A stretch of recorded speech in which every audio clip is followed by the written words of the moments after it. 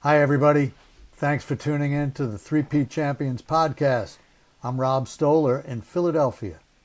I'm Greg Stern in Seattle. Yes, you are. Today's guest is, well, like all our guests who are remarkable, this guy is documented remarkable. John Stockton is in the Basketball Hall of Fame. He's the all-time leader in assists and steals, despite being kind of undersized to begin with. And he's always been a hero of mine. So just my getting to meet him on this podcast was a thrill. And Greg has a personal background with him and brought him to this show.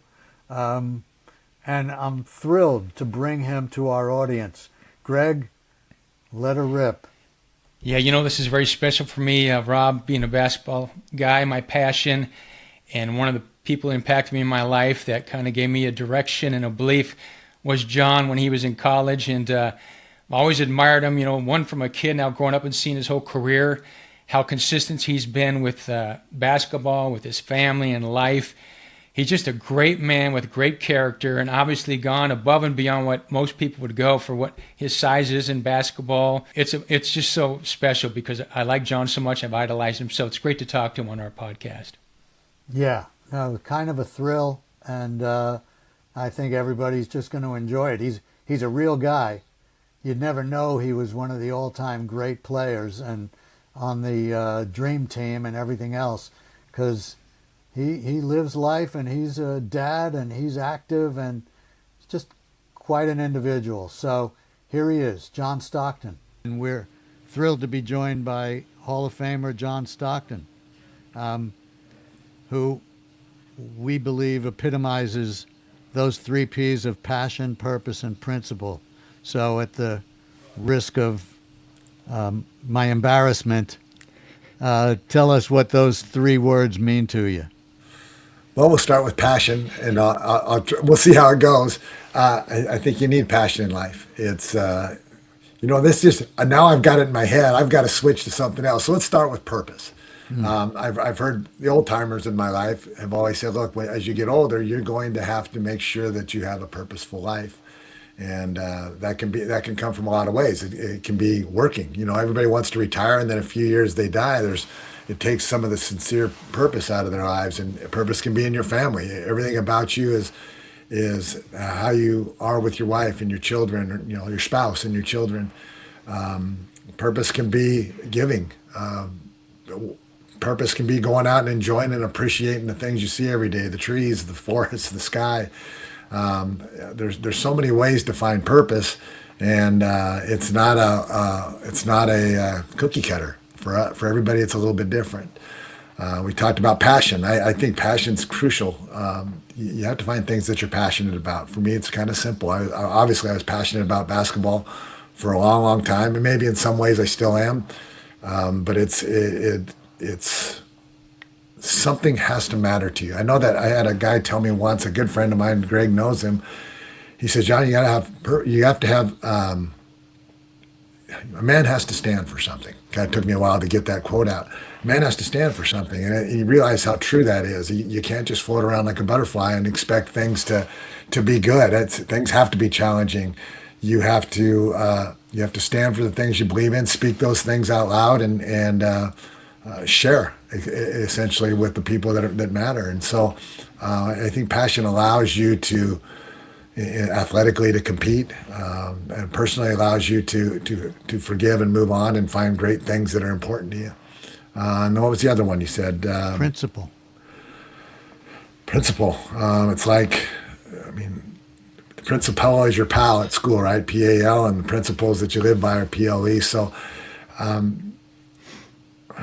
it kind of fits in with you have to stand for something. There are things. For me, it was my parents.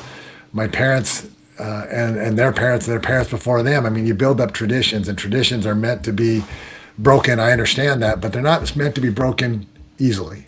They've been put there by generations and generations for people for kids to use as a guideline. And if you start changing your Christmas tradition, that's fine. You have your own family and you start changing those things, but it goes with thought. You don't just arbitrarily say, look, we're just changing everything. We're not having a tree. We're not doing. No, it requires thought, and you have to think a little bit before you break tradition. And so, you asked me just kind of touch on all of them. I kind of babbled a little bit, but No, but I mean, I would think that your principles don't ever change. I think maybe your purpose does. You said you still maybe a little bit feel passion for basketball.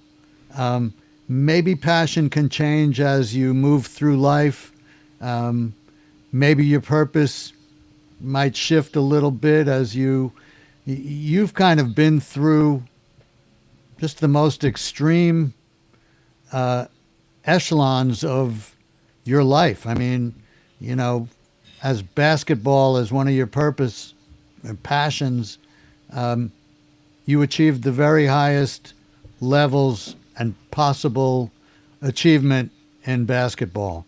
Uh, let's talk a little bit. And now, you're not playing these days, or at least not professionally. I know you still hit the gym, of course. but, you know, let's talk about your principles that I assume were the same when you were playing, the same when you're a father and a husband, and the same now. And I'm not sure exactly what you're doing now, but I would assume your principles are the same. Yeah, and I think principles are like the traditions. I think they can change a little, not the basis. It's you get up and go to work. You're reliable. You work on foundational things every day. You stand up when you meet somebody. You look them in the eye and you shake their hands. I mean, those are things that again I learned from my parents. It was corroborated by my family members, my brothers and sisters, my coaches, my teachers. Nobody fell off of those principles that you're talking about. Now they can tweak a little bit over time. There's principles of basketball. And when Greg and I talk basketball, there's always things you always have to be in balance. Not always. You always have to take principle would be you take a right-handed layup off your left leg. That's the way we always do it. That's a principle. Not always. There's always gray areas in everything. There are a lot of gray areas, but the base principles are true. I think how you treat people every day doesn't matter if you're rich and famous or destitute. How you treat people is vital, and it pays dividends for you individually in whatever realm you're growing up and learning in. Hey, John, you said a couple of things there that stand out to me. And obviously, first of all, I'm so grateful you're on our show. Obviously, Rob knows, people know that I respect you so much because of these things you're talking about, your three Ps. But I think what you said about your parents, and I'm a parent, whether it's a coach, it's what are you learning and who's teaching these lessons? What are you modeling? And obviously, you had phenomenal parents and coaches who modeled these principles and these values you've grown into. What do you think about that in terms of your personal life and what you see out there nowadays with coaches and parents, especially around the game, in terms of are they modeling these values and these fundamentals and these principles that you lived by? It's a struggle for me. And I try to stay positive on things, but you see everything from governmental decisions. If they were just looking at it like a parent, like a good parent, we wouldn't have issues politically. It would be, hey, this is just the right thing to do, folks. We're doing it this way, and it's not. Well, so and so believes this, so and so believes this. I get more votes if I do. No, there's a right way to do most things, and I, I think I see that at macro level, politics, et cetera. You see it at parental levels when you watch kids. I coach kids. As soon as I retired, I was coaching 9 teams in some way, shape, or form as we moved back home. And you see that I mean, when I was a kid, your coach was always right. Your teacher was always right. And they may have disagreed with the teachers and met with them beside, but in front of me, they were always right. I remember crying, Coach Pickett, Greg, and I how love hard Coach he Pickett. worked us. I mean, we had 3-hour practices, and then we'd run for an hour in the hallways afterwards. Today, it would never happen. There's no parent that would let this happen. My dad just said when I came home whining about it one day, he just said, "Well, if it's too hard, just don't play." Of course, he would have never let me quit either. You know how that is. Why quit? No, you don't quit something you start. I mean, those are the principles again. So we never got that far because as a parent, he led that conversation those rules were understood going in, and so there were certain things you didn't cross anyway. So what I do, I went back to practice, I went back to work, I worked hard, I learned not to cry when he overworked me, and I think it paid huge dividends for me in my life. Hey, Coach Now, Pickett. Hey, Rob, real quick, Coach Pickett. yeah, sure. So I met Coach Pickett before I met John through my friend Matt Waltham and their family, and they invited me to play basketball. And he didn't look like really a basketball player. And when we started playing, I didn't even know the guy. He's like, "What are you doing? You got to set the screen. You got to get him out of here." He was that kind of guy. But he set expectations, but he also loved you on the back end when you put forth the effort. And I don't see that in a lot of coaches today, where you can have a hard coach if they love you on the back end. But nowadays, people give up, and these coaches don't necessarily do it. But Coach Pickett was a hard ass, but a great teacher, and he set the expectation level. You would rise to those expectations eventually. I love Coach Pickett. Anyway, I just want to throw in there because he played a big role in my life when I was a kid. Well, John, you're not the first one that's talked about Coach Pickett, and Greg's talked about him a lot.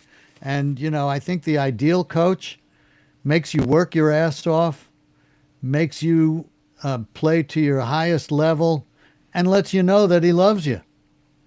If you don't let a kid know that you have his best interests at heart, you're in the wrong place. And kids will run through a wall for you if they know how much you care. Yeah, he'd be a great story, a great show just by himself. So when we started, I mean, he had no money. They had a mattress. That's he and his wife were going to law school. They had a mattress and a dog, nothing else. They lived in the poorest apartment, and they coached us, and they coached for free. He coached for 40 years, kids like me, girls basketball for another 20. I mean, it's incredible what he's done for free. And you talked about loving you on the back end. I mean, we had charades parties and cake, one thing of cake. That was our parties at the end of the season. I got asked once by a shoe company saying, "Look, what's wrong with youth basketball and how do we get better?" I said, "I go quit paying 5 coaches to coach them, and quit getting 15 guys on a team, and using their money to give them free stuff. Have them have a car wash, have them do something to earn." These free shoes, free bags, free travel, free everything. Coach Pickett made journey. We had car washes, we had auctions, we had things where we had to earn our opportunity to go play in these tournaments that we wanted to play in. Parents had to join in. I mean, it was just phenomenal. Again, he made nothing. And he and his wife Jenny, as you know, Greg, is an integral and crucial part of that. But I don't know. I think he got it right, and that's how I model myself when I do coach these kids. Now, we talk an awful lot about belief, that part of becoming great is attaining that belief. And in most of the 3P champions we've spoken with, they can identify where that belief, even just on the court, came from. And you and Greg share some characteristics, and I'll tell you flat out that Greg's belief largely came from you. That you saw something in him when he was a 7th grader. Don't shake your head, Greg, because I know it's true, that you were his coach at Gonzaga, his counselor or whatever at the camp, and you enabled him to believe that he could be a player, even though he was a little undersized and, may not look the part, but there's something you saw in him, and he became great. Well, maybe I should tell John what that was, because you may not even remember, John, but my friend Derek, I didn't know where Gonzaga was. I knew Grant Elementary and Sacagawea Junior High. And he said, yeah, John Stockton's at Gonzaga, and my mom works there. And I'm like, well, who's your mom? She's the assistant dean of students. They have this camp every summer, so you should go. And I'm like, okay. And then Coach Dan Malone, it was my junior high teacher, who was actually our coach. He brought you up. And I'm like, who's John Stockton? And I was a kid. I didn't think about this stuff. So I ended up going to that camp. And for whatever reason, how you guys got teams, I got put on your team. And at this point, I'm a good little baseball player. I'm an MVP every year, and I love basketball. But in my mind, you can't play basketball if you're short, right? You're small. And so I got you as the coach, and you put me out. I think it was an 8th grader. And then I was on the high school team we had, and you just get belief. So I was playing hard, and you were kind of pumping me up. But you said something to me, and you said, hey, because in my mind, I'll never play basketball. This is just kind of fun with my buddy Derek. I said, well, I think I'm too small. And you said, no, I'm a little guy. You may have to do things different and work harder, but you can absolutely be a basketball player. And that kind of shifted me a little bit. I said, really, I can be a basketball player? And it was such a great experience with all the kids and stuff. And that turned me to more interesting to play basketball. And then obviously following through that later, I met Coach, but that's how it started, yeah. It Wow, gave me that's a belief in, as being a small guy. That's a great story. And you see that all the time. I mean, you see it in the movies where somebody shakes hands with Willie Mays when they're a little kid, and they ended up being Jackie Robinson. The little things that we say, and it's a good reminder for all of us as you have experiences in your life and you share them. And it doesn't take. You don't have to be this person that spends 400 hours a day working on Greg. You just have to be a decent person and speak once in a while, shake a hand, and not run away from it. And it's amazing what the impact I hear about like that, and it just makes me feel good that it can happen. Well, we all know this too, John. I mean, I feel blessed to meet Coach Pickett and you guys at a young age because you set an example to follow. But it's not easy to shake your hand for most people. So you're in and out, man. But you do when you say something, you know it means something. Yeah, well, one thing that was a little bit different, you talked about principles and things, and it does things do change a little bit when you become a public figure, and then you have a family, and there has to be lines that you don't cross. You're having dinner with your family, for example, and somebody pulls up in a school bus and wants you to stop and sign autographs. It's not the time, folks. And then they have to accept. Some people don't. Some people get very hostile, and yet we try to get those lines put in. And so you're right. I'm not always available, and that's the way it goes. We all have to share our energies when we can. Well, by the same token, your kids will remember that you felt your time with them and with your family was more important than your time with people you don't know. And that's an important principle for them to realize you valued. So, Yeah, I yeah, agree, Rob. yeah, you Thank can't you. please everybody, but I know just from the first 5 minutes that being a father is an important role in your life, as Uh, important as being a Hall of Fame basketball player. Well, without a doubt, and then some. Yeah, I mean, and also being a husband. I mean, one of the examples, we were at actually a Utah Jazz event, so we were expected to be around other people. It was intended for this, and a camera comes over to interview me, which again is expected in that venue. And my wife's standing next to me, and the camera kind of nudges in, and it hits her with the camera, and I said, "No, folks, we're not doing this way. Look what you're doing here." And she didn't need it. She wasn't looking for help. It wasn't like she was bleeding, but they need to hear that they're important to you, and that everything isn't dropped just because you are somewhat famous. And I think the kids need to hear it from time to time too. They got some great privileges, but they also had some things where it's maybe a little bit more harsh than some of the other kids might have to live through. So anyway, we all do our best, right? All as parents. Yeah, absolutely. And it's Yeah, not easy I mean, finding that I, out. I was very lucky. My parents were married for 72 years. My mom just hit 100.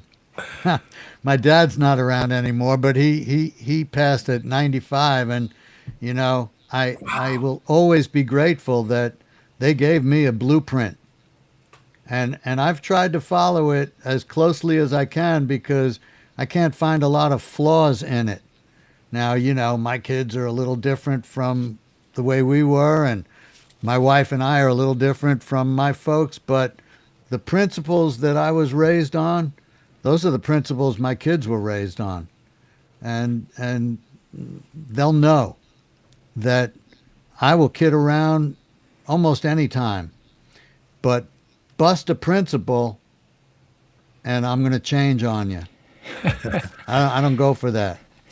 Well, you make a great point there, Rob. I distinctly remember having this mental exercise when I was playing.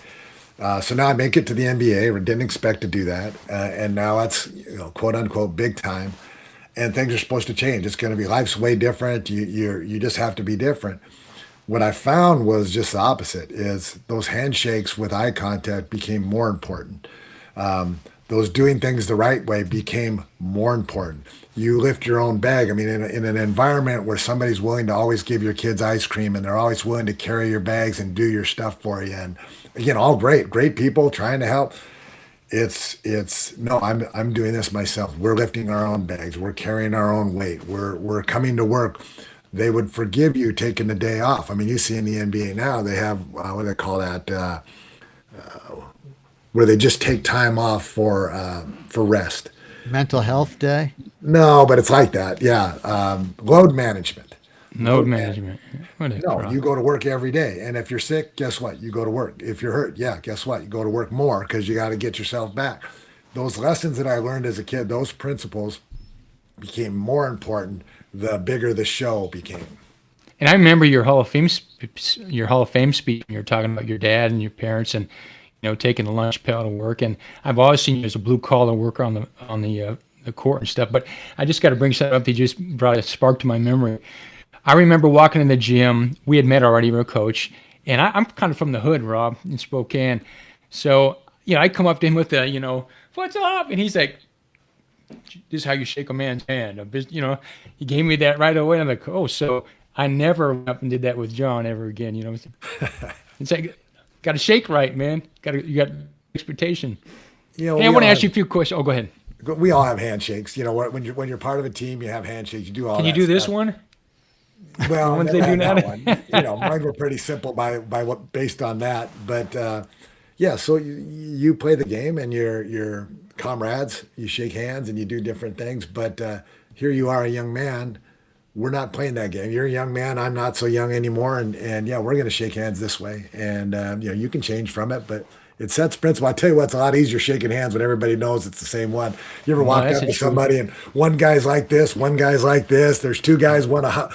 It's I do that now where my old friends, I don't shake like that. I'll go up to them and try to do it. And I'm like, oh, I forgot the last part. We got a bump, sort of thing. no, it's easier just to put the hand out there and say, well, at least it sets the tone. So For sure. Yeah.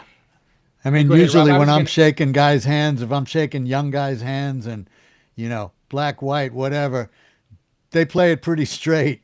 I don't think anybody sees me as going through I wouldn't have any idea. I don't even have any idea how these guys remember how every guy on the team shakes hands. It's too hard. Just shake age a of guy's wisdom hand. But I think the concept and the principle of looking somebody in the eye when you shake their hand and gripping. is more valuable than people realize. Yeah. It's like saying please and thank you. I Yep. think if everybody was Exactly. taught that at an early age, man, we'd have a kinder world. Do you see that? I drive through Gonzaga's campus all the time, and you see students because they have these special crosswalks now where everybody is free to walk. Don't be a car.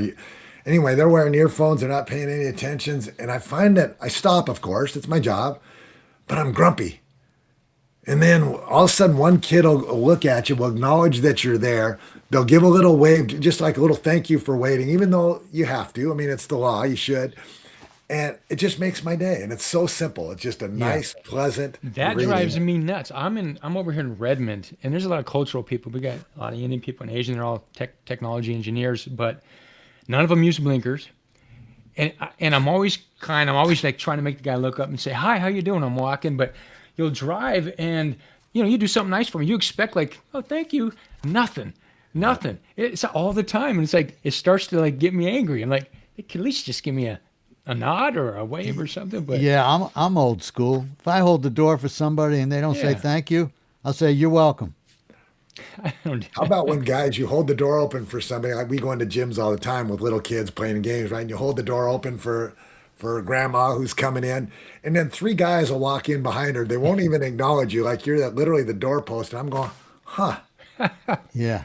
And I don't mind holding the door, but I mean, like, I could see, put your hand out, say whatever. I don't know. We've got to work on manners. I don't think that's taught in school anymore, maybe.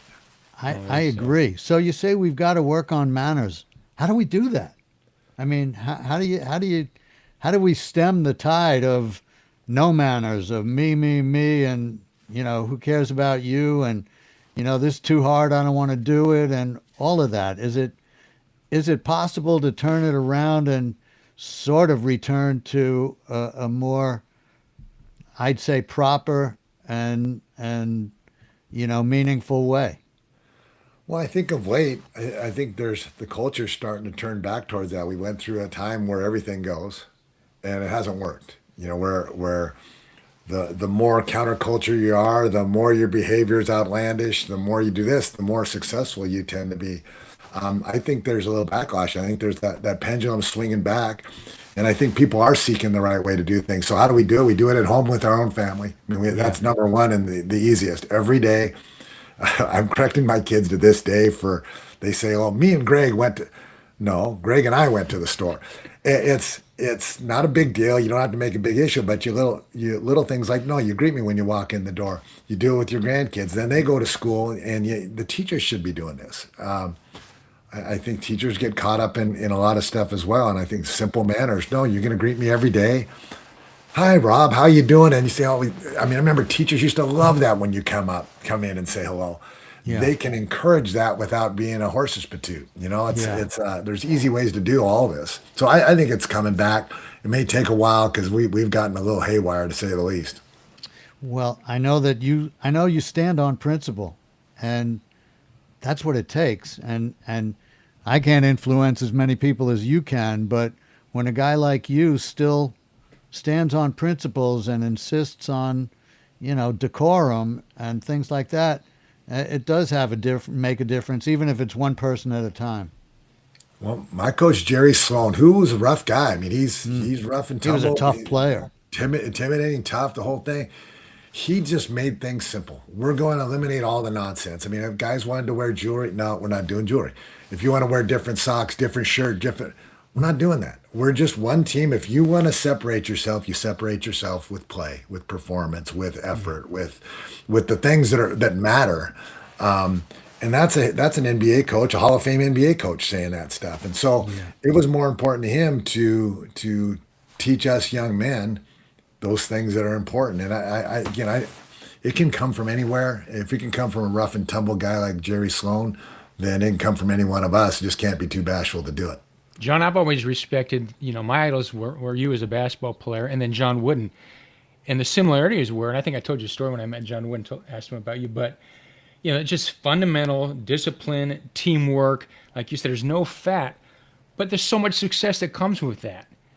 Everybody knows who they are, knows their role, and you don't see a lot of that. I'm over in the AU circuit with kids. It's I like that at all. It's like it's a different world, but I don't know how quickly we can change that. It's funny because when I woke up, your Ultimate Assist podcast was on talking about youth sports, and I listened to a little bit of it. I loved it because I want to say a couple of things. You mentioned that. I'm going to say a couple words here. I want you to tell me what you think about it. First, the one you said this morning, habits, Well, on and off the court. yeah. Well, habits are winning. You either have good habits, you have bad habits. Because a coach, if you've coached, it's amazing how you can win and lose a game, and you can't possibly practice the multitude of things that can happen on a court, especially with young people, in an instant.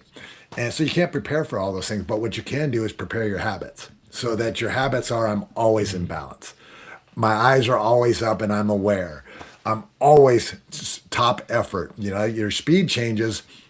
Some people think top effort is just running like a chicken with your head cut off a million miles an hour, but no, it's also here. It's being in the right position.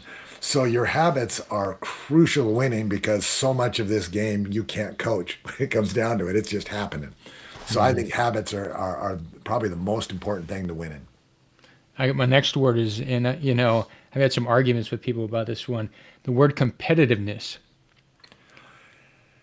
Yeah, competitiveness is, I think some people are born with it. Some people are born with less. You can certainly hone it. I had a big brother. I think I lost 1,000 straight one-on-one games before I ever won one. And, but most people won't do that. They'll say, "Oh, it's not for me. I can't keep taking it." Well, I did. And I kept taking it. Eventually I got to where all that helped me progress beyond where we were when we were playing against each other. So, we compete for a pork chop, the last pork chop at our house. So I think it's vitally important. You hear about people that win at all cost. I'm not a win at all cost guy, but when you're between the lines, I'm pretty much am. It's you commit yourself entirely to that 32 minutes or 48 minutes, whatever you're participating in. You commit fully to it, and I think you can't leave anything on the table.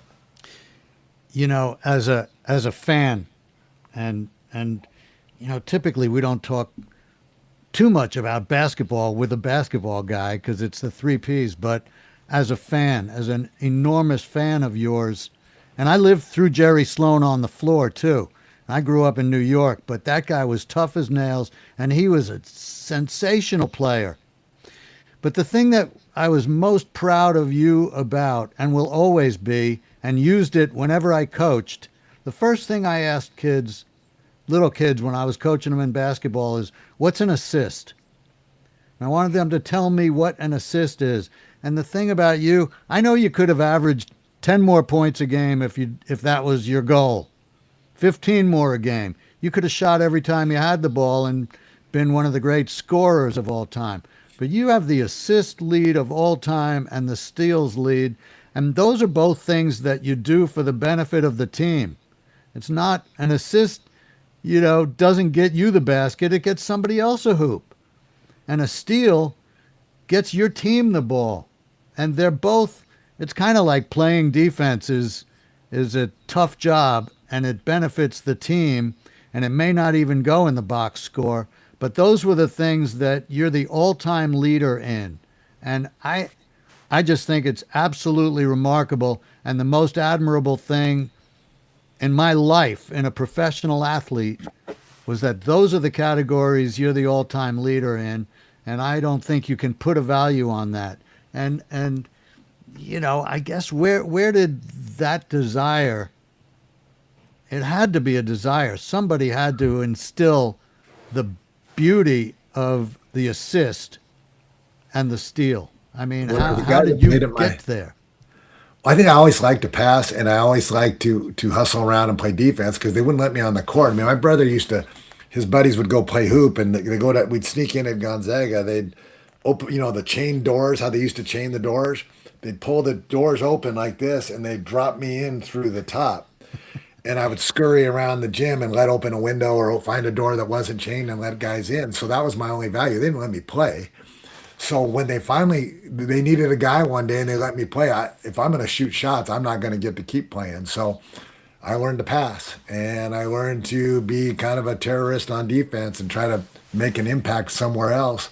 And I think that all stems from there. In high school, I had a guy by the name of Mike Kelly, played at Gonzaga Prep, and he just made passing look cool to me, and I loved it. And then we all experienced the Magic Johnson, the Larry Birds type passing as we were growing up, and I don't know. For me, I got a lot out of it, those passes. It was a selfish act for me, and I got giggles when we could trick people and get an easy basket. Yeah. And those can be selfish too, of course. If you're passing when you're the best option to shoot it and you refuse to because you want to get assists, that can still be selfish.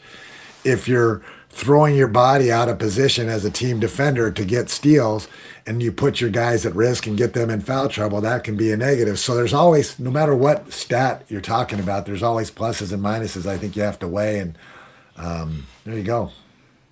Hey, John, we always talk about on our show, and the reason we started this whole thing back in 2019 was we wanted to have something on the internet where kids could find positive information to make an impact because that's where they were going.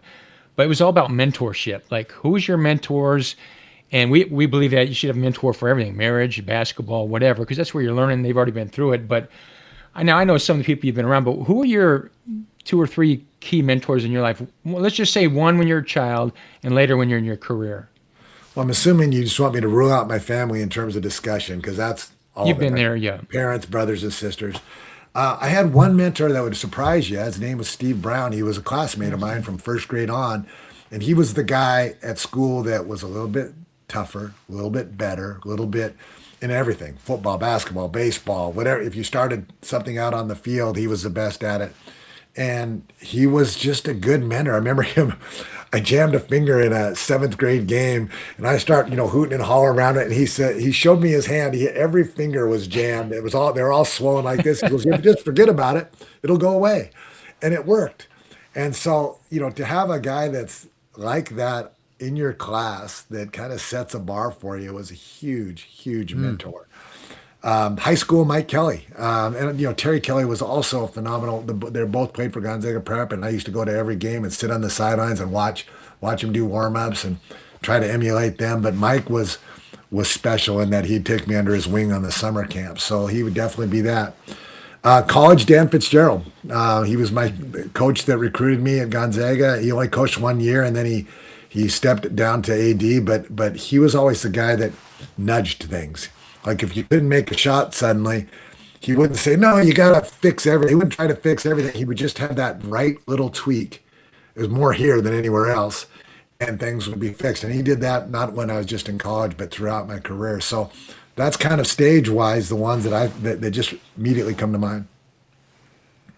Yeah, Fitz was amazing, that guy, and he could tell a story. Oh, yeah. Sometimes when he was driving, he'd tell a story. Yeah, what a character. Great Are man. they Yeah. still around?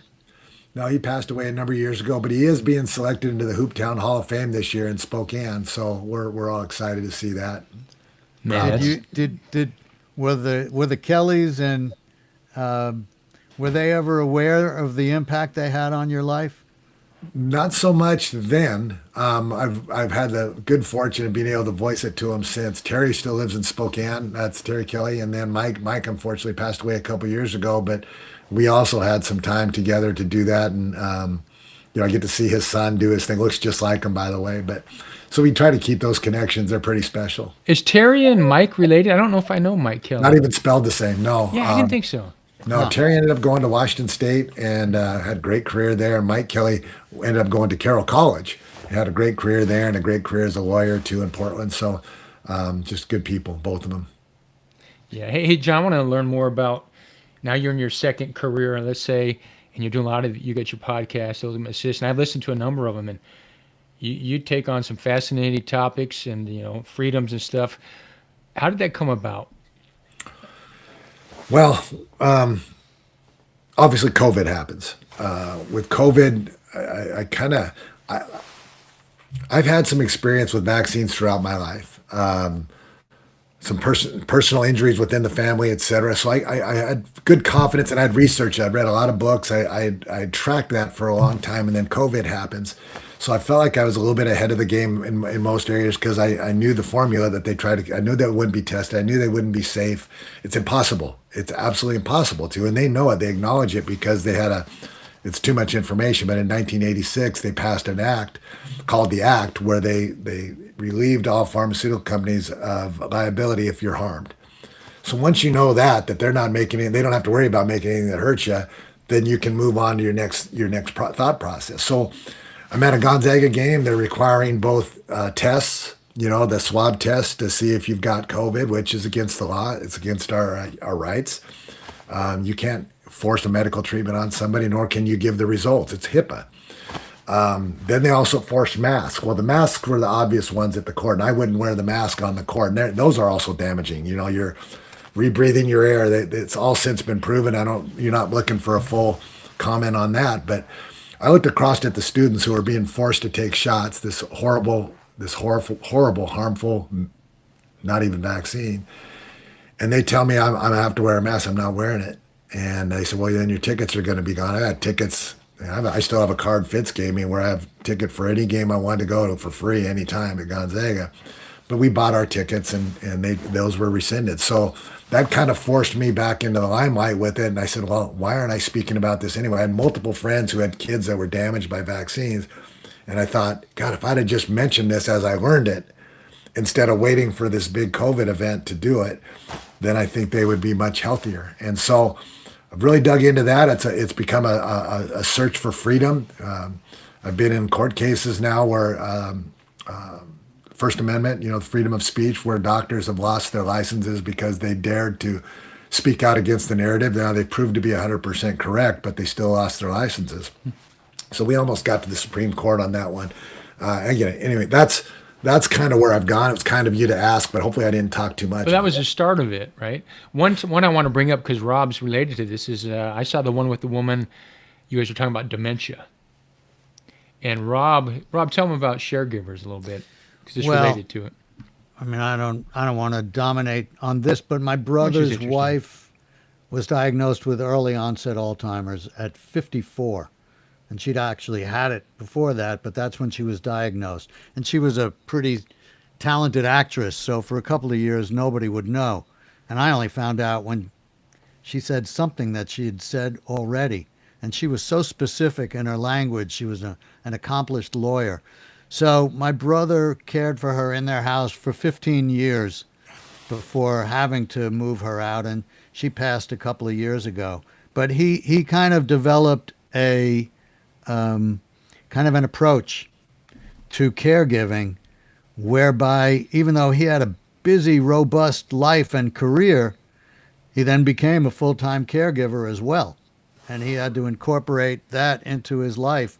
And he's an unusual guy, and he was able to, he created a program based on three principles: mindset, game plan, and networks.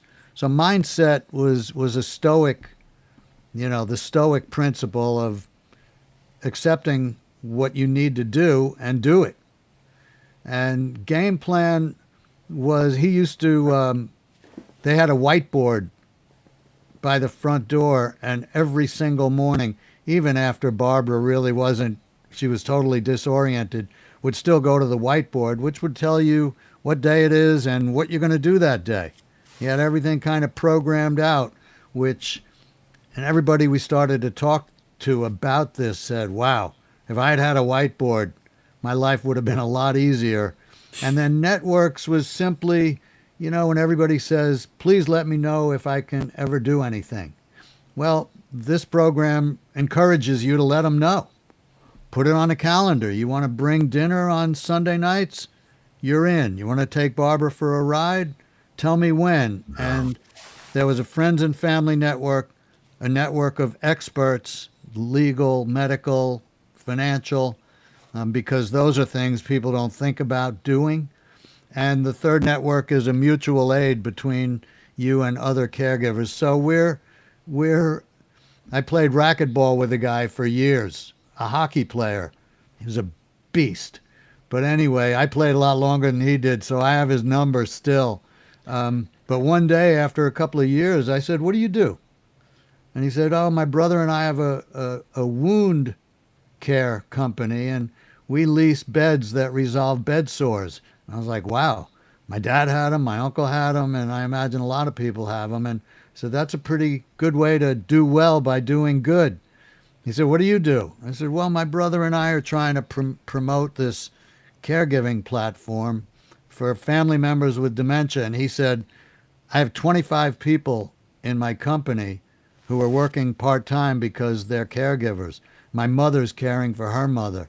So we're trying to make a go of some kind of partnership. But caregiving has played a big role in my life. And, fortunately, I've been blessed. And like I said, my parents have been, crazy in their lifespan. And they're healthy. My mom, I don't know if she'd know who you were, but she was a huge Nick fan. I have a picture of her with Clyde Frazier. They both have their hand on their hips. It's a great picture. But she'd remember him and Willis Reed. So she's still pretty sharp. But, dementia, I'm sure it's a terrible, terrible problem. Well, it takes me back to our stuff too a little bit. And when I hear those things, there's so many assaults on our health nowadays, and it's so simple to see. It's largely the same formula, and it's largely about money. When you look at fluoride, for example, which is a toxic waste from the aluminum smelting industry or the fertilizer industry, and they're telling us it's good for our teeth, and it's not. It's extremely harmful to our bodies. We give those. I mean, I took fluoride pills when I was a kid. That's how awful this is. And they're selling this horrible product to us and putting it in our water so nobody can get away from it. Then you talk about the chemtrails. They're spraying aluminum into the sky. They're spraying coal ash, which is coal ash caused acid rain. And so all these coal burning companies had to build these gathering points to gather the coal ash so it didn't get into the air. Now they're putting it in airplanes to put it in the air for global warming purposes. And it's an absurd joke, but it's all about money. Then you talk about these vaccines. So aluminum and formaldehyde and mercury in most of them. They're trying to get the mercury out of them. The salt on our brain, the aluminum, the salt on our brain is overwhelming. Antiperspirants, aluminum chlorohydrate in there, a salt on our brains. There's so many of them, and they're out there, and we're just That's kind of the genesis of our show, Greg, and trying to get it out Yeah. there is, folks, start speaking up for yourself. They're out there. We have to start collectively understanding it's bad for us. You have a right to voice it. You have a right to keep it out of your body, and you got to step up once in a while and even get political to say, look, we can't accept this in our state. And the knowledge is important. I mean, I'm dealing with my kids. We try to eat as healthy as possible, man. But these kids all of a sudden want to go to Chick-fil-A. I'm like, I want a Chicken-fil-A. So I'm like, I'm Chat GPT. It's like, in their chicken sandwich, it's 56 different chemicals in a freaking piece of meat. I mean, what? I mean, how did we even get there? I mean, how do people? And then the other thing drives me nuts is, I've dealt with some depression, was on medication, and this is before, and they're selling to me over the TV about medication and pharmaceuticals. Isn't that what a doctor is supposed to do? So now I go in ahead and tell my doctor, well, I want to take this because this commercial looks so fun, looks like it's going to save me. How is that even legal? It's not legal in any other country. There's two countries in the world where that's legal, here in New Zealand. And what it does is when and you understand it in terms of the money again, if 9 out of 10, any program, any CBS, NBC, ABC, it doesn't matter. If 9 out of 10 of their ads, their big money advertisers are a pharmaceutical company, then the pharmaceutical gets to dictate what the content is of your shows, clearly your ads, right? And if they can pay more than the Rock'em Sock'em Robot guys, then they get the ad. Yeah. So you get to the news cycle, and they're not going to do anything that's derogatory about their business or their industry. So you're not getting the straight news. It's a terrible problem in this country.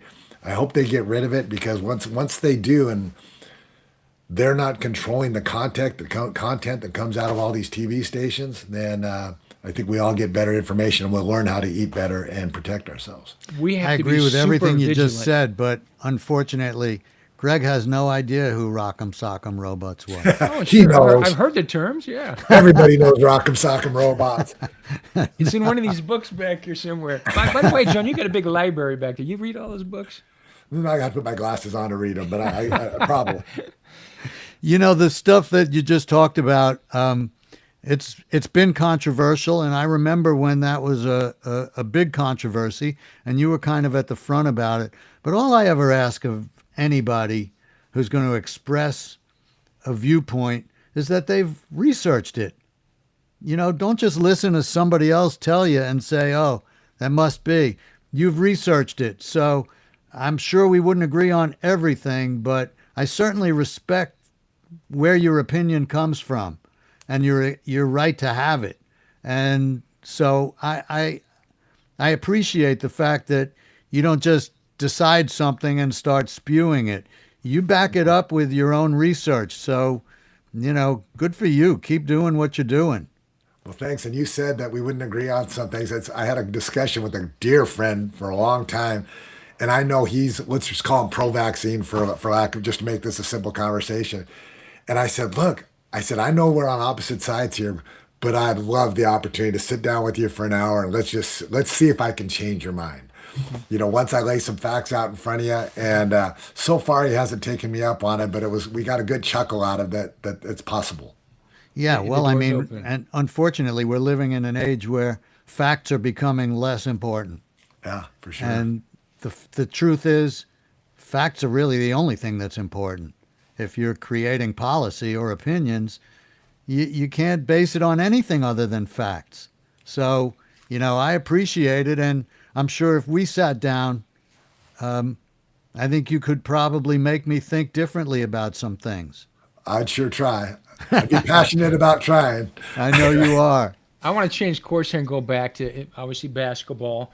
And I think when I met you that day in your house, we just briefly talked about it. But, I'm in the middle of it. And obviously, as a little guy, I went to me as far as I did if I didn't have IQ, the work ethic, the attitude, and, all these things that were actually taught to me.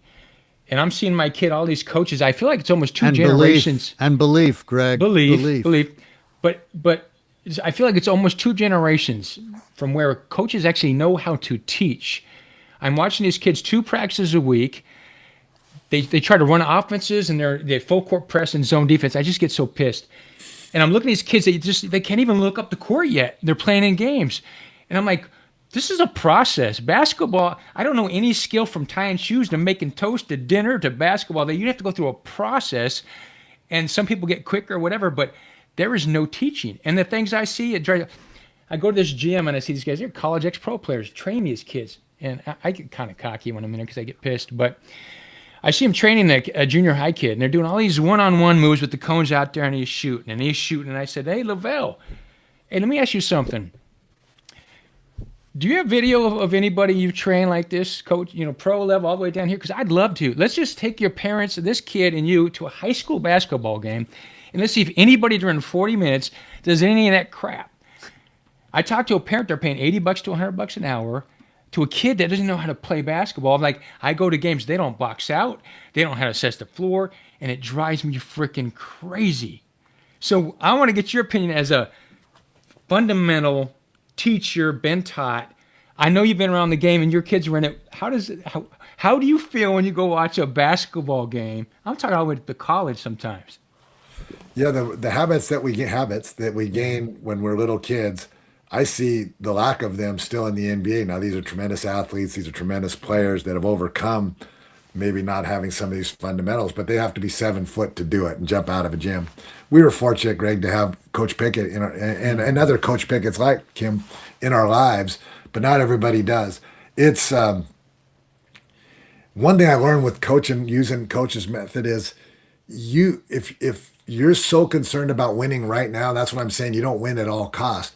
If all you're saying is I got to win this week, you have 2 practices, and what you want to do is you're going to go get the biggest, fastest kids. You're going to try to overwhelm them with the press so that all you have to ever do is shoot layups, and that's it. So you've put all your eggs in that basket. We're going to win, and it's pretty effective. And you run a lot of kids out of the game, and you give these other kids a false illusion that they're players. If you teach them the fundamentals, it may be a little slower. You may take a couple on the chin earlier, but you can grow, and all of a sudden the terminology starts locking in. You say, no, Greg, get in a stance.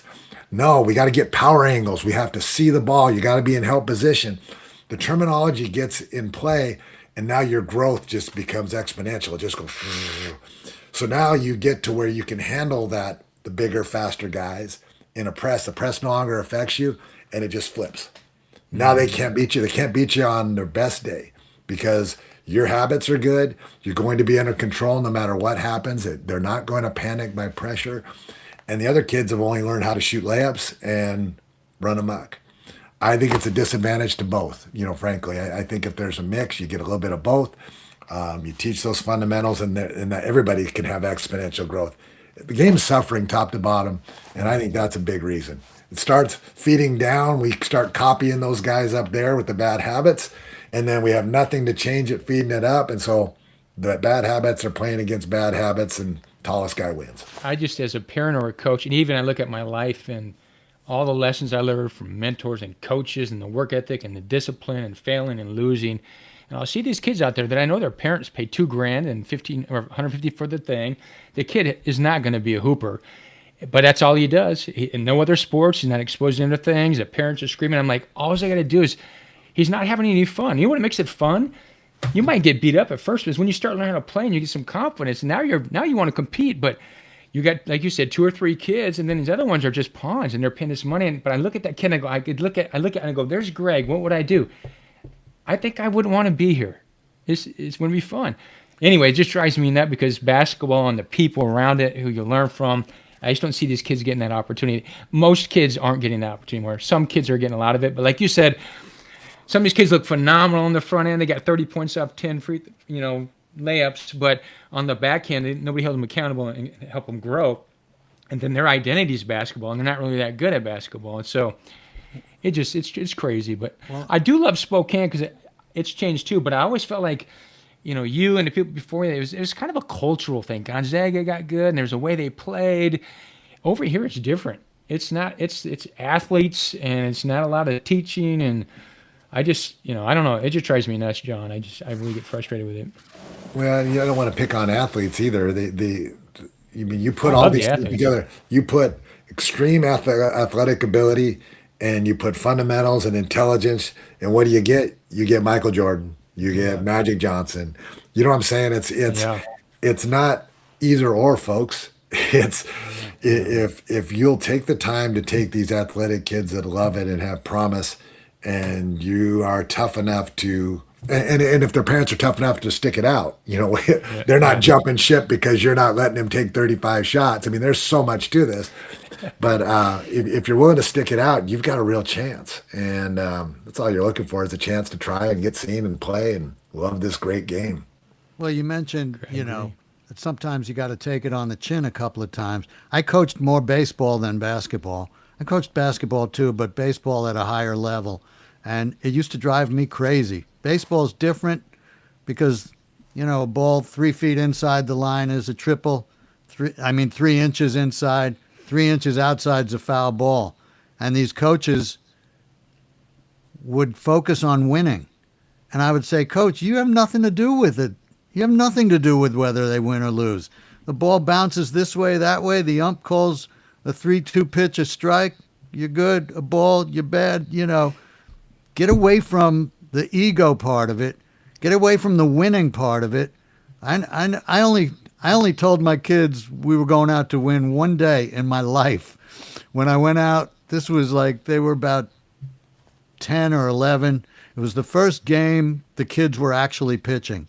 And my team was kind of loaded. My kid was great, and I had a couple of kids who were good. So I went out, and the other coach, I said, my first pitcher, there was like a hole in front of the mound. He goes, Coach, can I pitch in front of that? I said, yeah, whatever. The other coach said, Hey, Coach, no, you pitch from the mound, 3 strikes and you're out, 3 outs, and we bat. Okay, Coach? I'm like, yeah, okay. I went back to the team, and the parents were all on the fence. They saw all this. I said, you've never heard me mention winning and losing, but I want to go out and beat the crap out of these guys. And we like mercied them in the first 3 innings, and that guy never said boo again. But, I guarantee he thought he was the most important guy on the field. And any coach that thinks he's more important than the kids he's coaching, in the wrong place. And I think, there's pressure, I guess, these days for coaches to win. Certainly at the higher level, college coaches got to win or they're going to move on. But, youth coaches, you cannot focus on winning.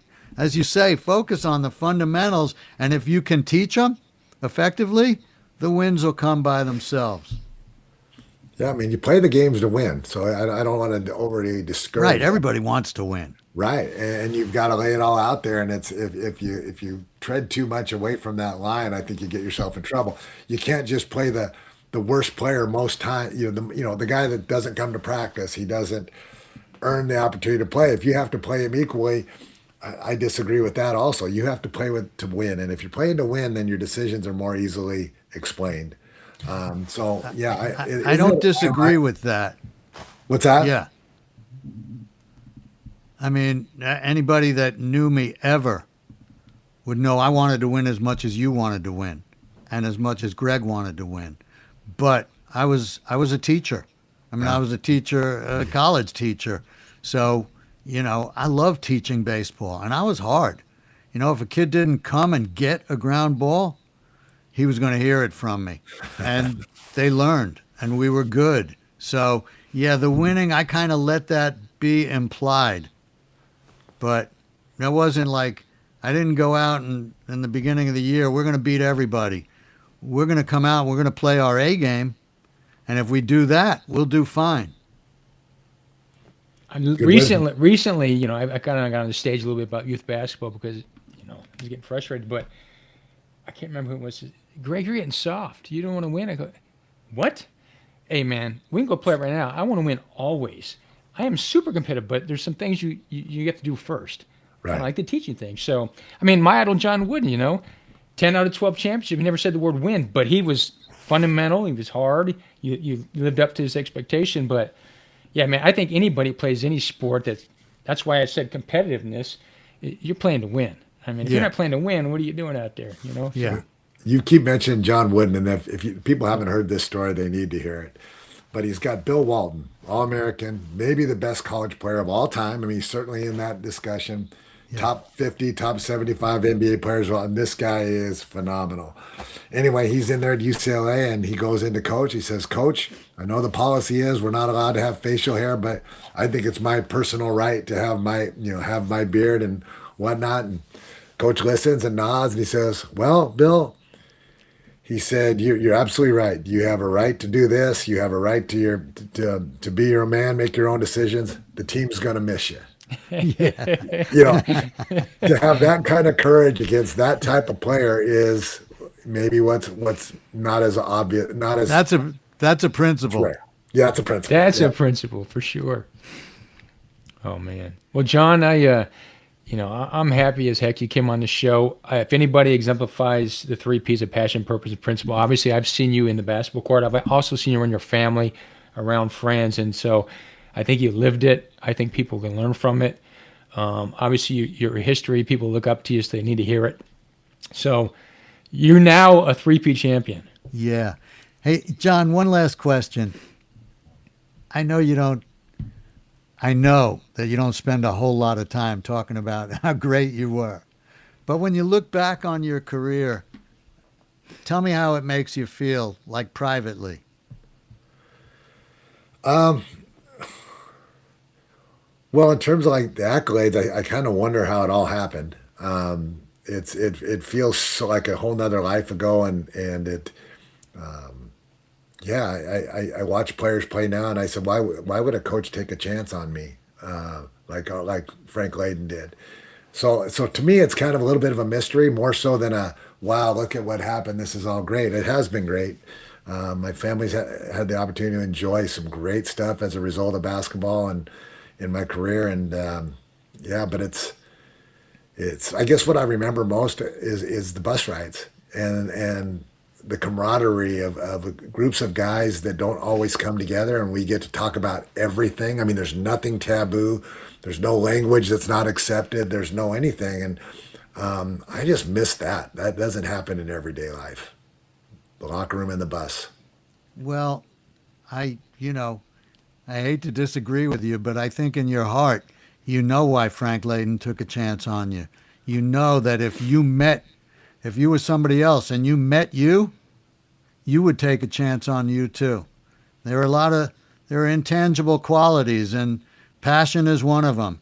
Principle's another one. Purpose is a little different, but you like Greg said, you exemplify the three P's, and that's what makes a champion, I think, really. You got to have the skill, and you obviously were overloaded with skill, but you had to climb a little higher, you had to work a little harder, and I've heard and I've watched other players, stars, established, other Hall of Famers say that you were the toughest guy they ever played against. Well, you're awful kind, Coach. Thank you. I didn't say I it. They got said to say it. this, John, before we leave, because it was the most amazing. I was traveling watching this game. Tell us real quickly about your big shot against Barkley. Oh, well, when I see it, it darn near brings me to tears still. We had been in the conference final. We went to the conference finals, 6 out of 8 years. We'd been knocking at the door, and we always ran up against somebody. It was Houston Rockets or whoever. And they, of course, went on, and the Rockets ended up winning it, but a lot of teams from the East were so good, too. But we never got a chance to get there, and it was always something. It was always somebody broke a finger or this happened and maybe dented our chances a little bit. And so here we are at the end of a game as a play we run all the time. We run it differently based on reads.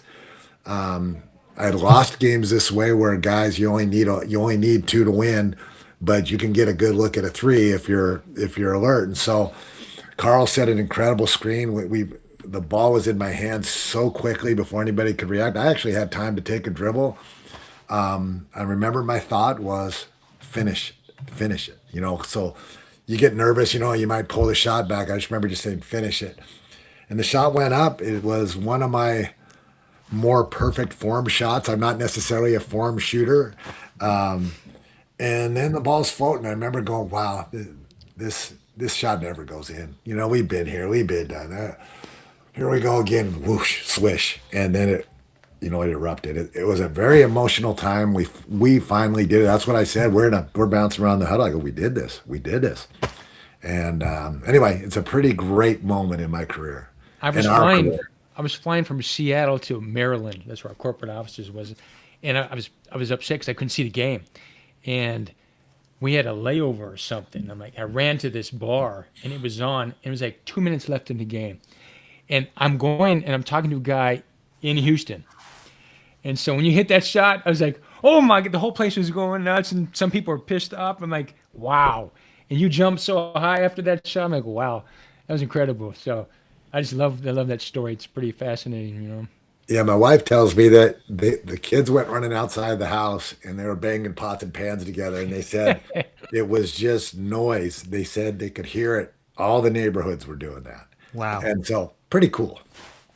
Yeah, man. I mean, that's one moment from an absolutely illustrious career, and you're admirable on and off the court, and it's really been an honor to meet you over the waves and to speak with you. I can't thank you enough for your time today.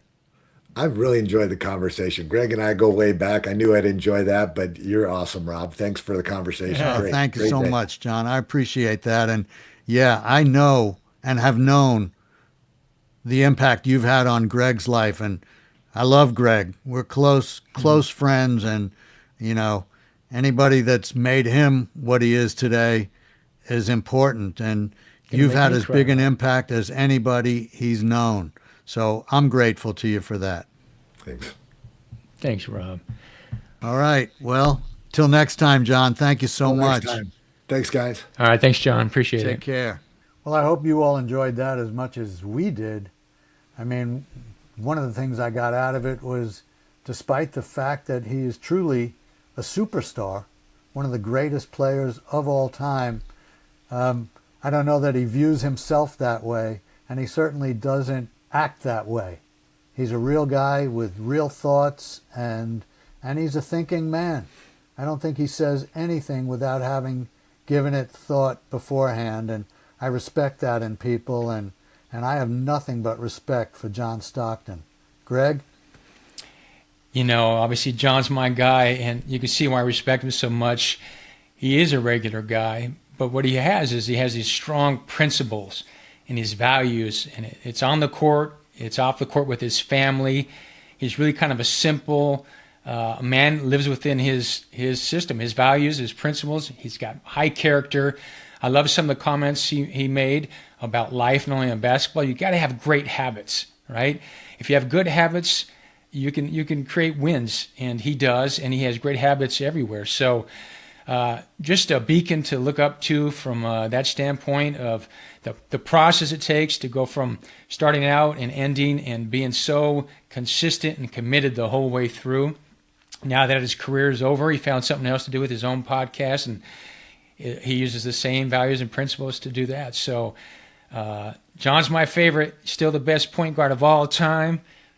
He's always given assists to somebody, and he gave one to us.